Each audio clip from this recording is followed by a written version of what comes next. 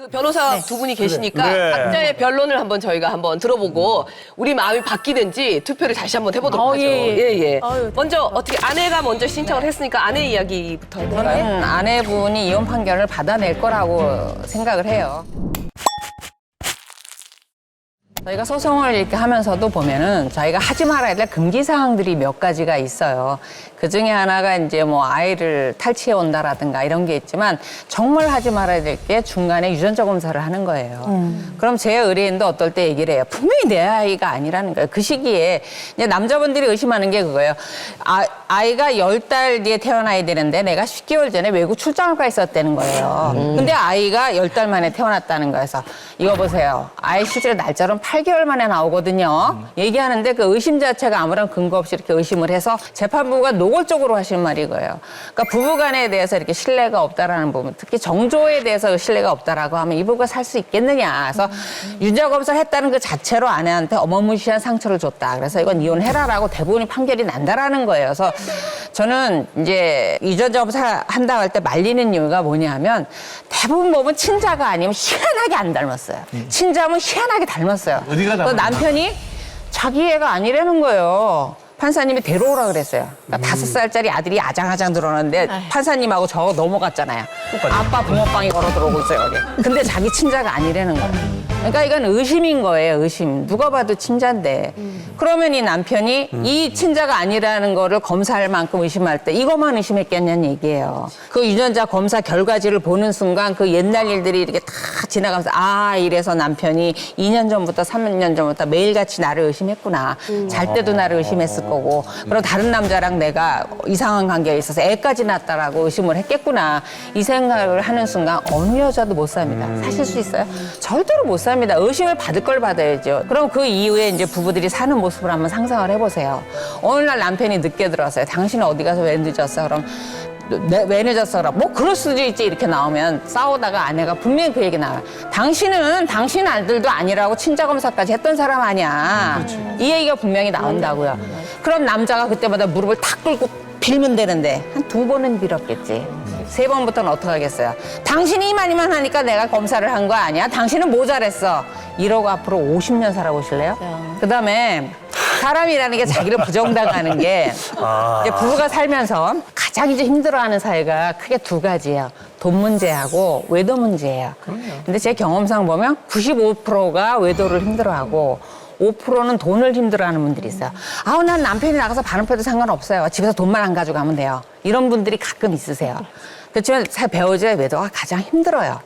그럼 역으로 말하면 내가 외도를 했다고 의심받는 게 95%는 힘들다는 거예요. 이게 살 수가 없는 사회예요.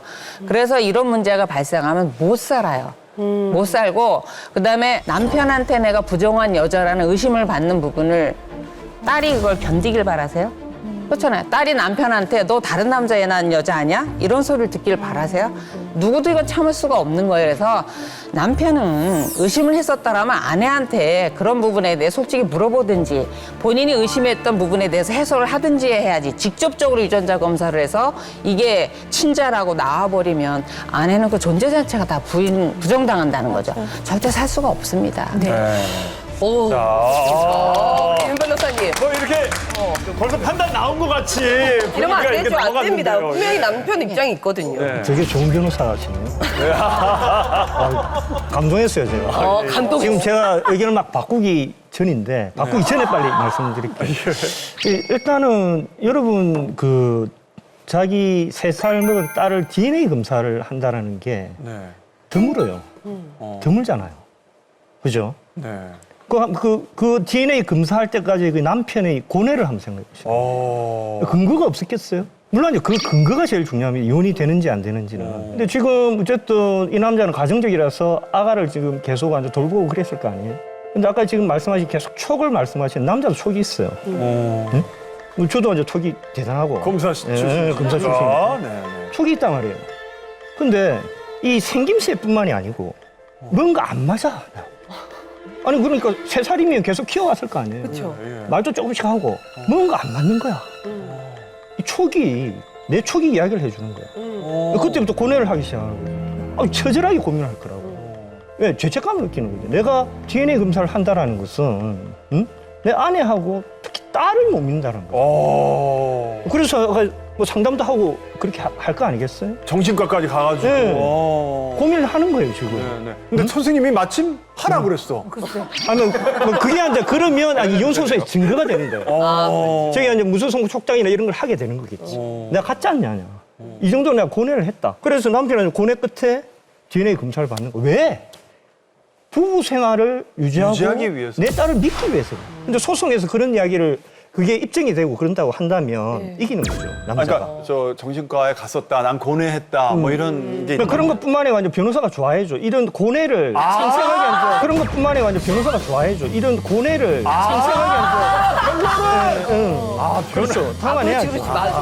그런데 아까 여기서 말씀드리고 싶은 게 뭐냐면 예. 그렇게 해서 판사님이 이혼 안 된다 살아라고 판결을 내리면 그 가정이 온전하게 잘 지켜져서 행복하게 살 수 있을 거라고 생각을 하냐고 판사분도 자기도 살아봤을 텐데 세상을 그게 아니라 에이. 문제가 과도한 일반화의 오류예요. 왜냐하면 케이스 바이 케이스거든. 그럼 변호사님. 근데 저는 이제 이쪽을 변호를 하니까 저한테 우리 남편한테 유리한 변론만 하는 거고 그 케이스를 전제로서 변론을 하는 거죠. 근데 지금 DNA 한 개 검사했다 해가지고 그게 파탄이 났다. 물론 그럴 수도 있죠. 근데 파탄이 나야 되느냐 말이에요.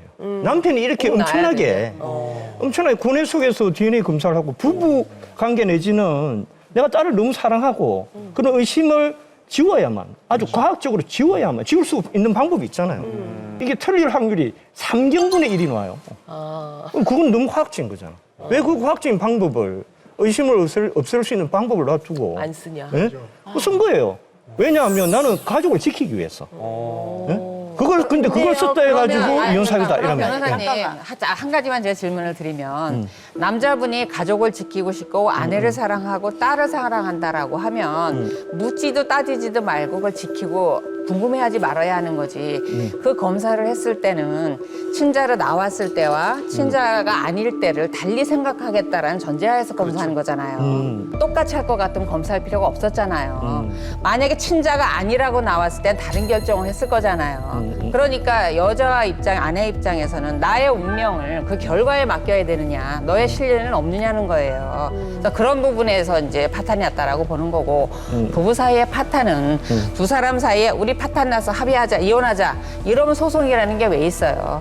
남자 입장에서는 나는 아니야, 너를 사랑하니까 차라리 죽이지 왜, 너를 사랑하니까. 그래서 그걸 검사를 했다라고 하면 나는 그래도 너랑 끝낼래라고 소송을 제기하는 게 파탄이지, 파탄이 일치해야 되는 건 아니에요. 그 말씀 맞아요. 100% 맞는데 의심은 말이에요. 이성의 영역이 아니에요. 그러니까 얘기해보시니까 자기 스스로. 친자가 만약에 아니라고 나왔으면 어떡하겠다는 건데요. 아니라고 나왔어요. 아니라고 놓으면 그거는 이혼 사유죠. 그러니까요. 예. 아니라고 나오면 이혼하겠다고 검사를 한 거잖아요. 아내는 그거조차도 못 받아들이겠다는 거예요. 그럼 아니라고 지금 아내가 원하는 거는, 내지는 이야기하는 거는, 주장하는 거는 자기가 외도를 해서 딴 남자의 애를 낳았음에도 불구하고 자기 남편은 계속 혼인관계를 지속해야 된다, 이런 이야기예요. 그런 건 아니고 나는 외도를 한 적이 없는데 외도를 왜 의심을 받아야 하며 더군다나 자녀까지 의심을 하는 그 상황까지 왔다라는 건 나의 정조, 그다음에 나의 존재 자체를 다 부인한다라는 거죠. 지금 이제 그 이야기 자체는 그냥 이혼 사유는 없다. 이건 다 가정을 지키기 위한 것이다. 그렇죠. 그게 그냥 케이스 바이 케이스인데. 네, 지금 이 사건에서는. 네, 이 사건은 저는 그렇게 믿고 싶어요. 그러고 이제 물론 그래서 제가 의뢰인을 이야기를 하면 이런 게 혹시 안 가져오네? 남편적 의뢰 받으면 신변 사님 어떡할 거예요? 빌어야죠. 저는 빌어라. 확실히 빕니다. 그래서 그런 일이 있었던 부분 아내분한테 이제 속죄를 하고 그런 어리석은 의심을 한 부분에 대해서 한 번만 용서해 준다라고 하면 정말 이런 일 없을 것이다라고 지켜봐 주시기 바랍니다.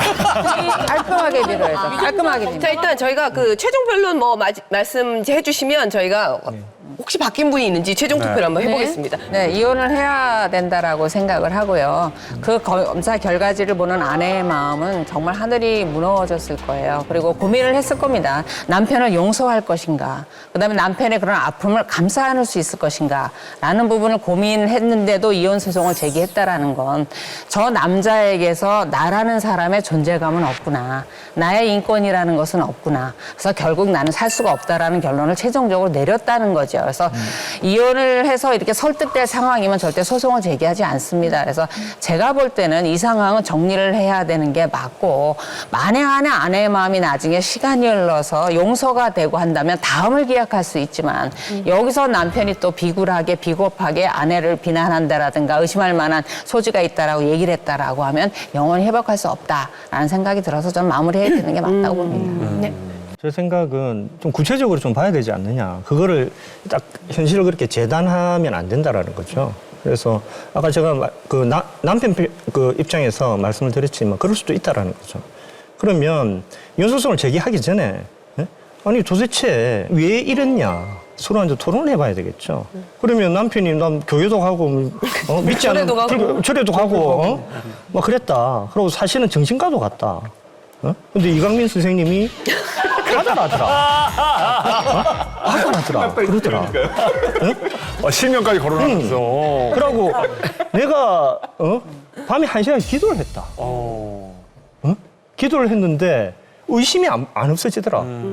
근데 내 지금 검사 출신 변호사가 윤정석 변호사라고 있는데 걔 내 친구인데 가보니까 야 DNA 3경분의 1로 나와. 그런 과학적인 방법 의심을 없으려면 그렇게 하는 게 좋잖아. 그래서 이렇게 했다. 그런데 진짜 내가 잘못했다. 나 평생 너에 대해서 죄스러움을 가지고 살 거다. 만약 남편이 이러는데 부인이 아니야. 뭐라고 하는지 제가 답변했습니다. 그래서 내 인생 난 야 못 살겠어. 벌써 깨졌어. 나 실존이 무너졌어. 응? 그렇게 한다. 그러면 할 수 없죠. 문제는 법은 그렇게 하면 안 돼. 이혼이라는 거는 가정을 깨느냐, 파탄을 시키는 거냐, 아니면 유지시키는 거냐라는 거죠. 근데 사후적으로 야 남편이 이 정도로 했는데 이거 이혼시킨다? 이러면 사회가 지탱 못하죠. 저는 그렇게 생각을 한다라는 시간을 길게 거예요. 하셔서 좀 더 붙이면요. 생각을 해보세요. 못 살게 되는 상황은 남편이 만들었는데 악질인 게 뭐냐면 아내를 의심하고 있다는 얘기를 정신과 의사한테 가서도 얘기를 했고요. 하나님한테도 얘기했고 부처님한테도 얘기했고 스님한테도 얘기했고 주변 친구들한테 다 얘기를 했고 그 본인이 혼자 그래가지고 끙끙 앓을 정도로 그러면은 두 사람이 이런 상황이라는 걸 주변이 너무 많이 알아요. 너무 많이 알아서 그 아내분 명예를 어떻게 회복을 시켜줄 건데요? 정신과 선생님 또 비밀 유지 의무가 있어요. 하느님 또 비밀 유지 의무가 있어요. 대변이고 안 하죠. 그리고 지금 남들이 어떻게 생각하든 부부 관계는 부부 관계예요. 그러고 부부하고 딸 사이 관계예요. 네? 딸이 아니라고 의심했으니까 검사한 거잖아요. 예? 지금 딸이 아니라고 의심해서 검사한 그러니까 거잖아요. 딸에 대한 의심을 없애기 위해서 검사를 하는 거예요. 나는 딸을 키워야 되기 때문에 확신을 가지고. 첨예하네요.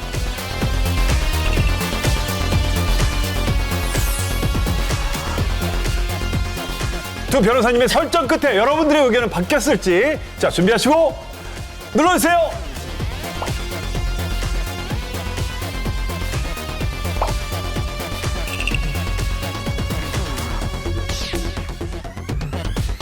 자 계속 살아야 한다가 7대 였는데 바뀌었다. 오!